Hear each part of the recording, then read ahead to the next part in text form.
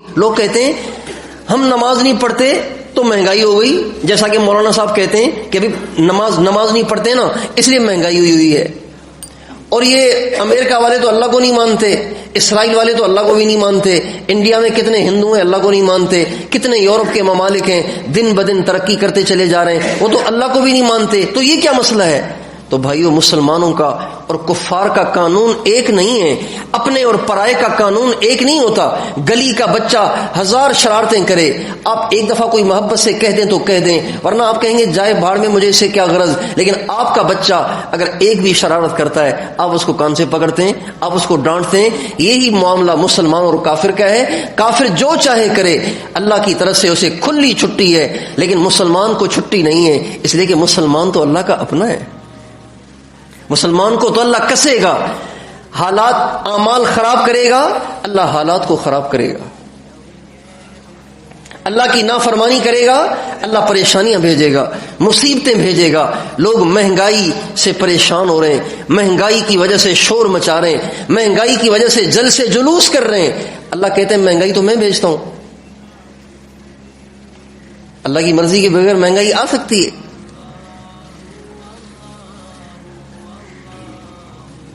ہمارے بھائی مصطفیٰ صاحب کہتے ہیں کہ بھائی جب اس کی مرضی کے بغیر ایک پتا بھی درخت سے کٹ کے نہیں گرتا تو مہنگائی خود کیسے آ جائے گی؟ ظالم کیسے مسلط ہو جائے گا؟ اور عدل سے محرومی، انصاف سے محرومی کیسے ہو جائے گی؟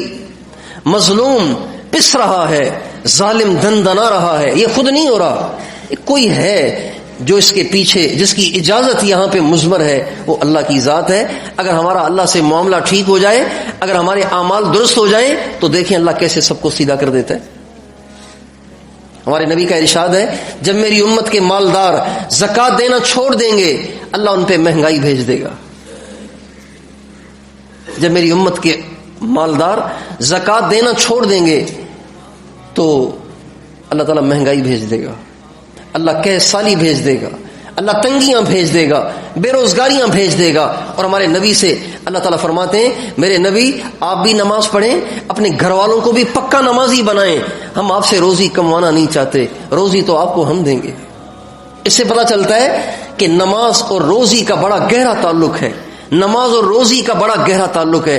اگر مسلمان نمازی ہو جائیں، خدائے پاک کی قسم روزگار کا مسئلہ اللہ ان کا حل کر دے گا۔ اللہ کا وعدہ ہے، قرآن میں وعدہ ہے،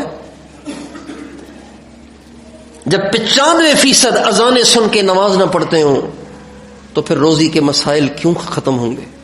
روزی کے مسائل کیوں ختم ہوں گے؟ بے روزگاریاں کیوں ختم ہوں گی؟ معاشی تنگیاں کیوں ختم ہوں گی؟ اور یہ کرپشن کیسے ختم ہوگا؟ اس لیے آج کا ظالم لاٹھی ہے، جو لاٹھی اللہ کے ہاتھ میں ہے۔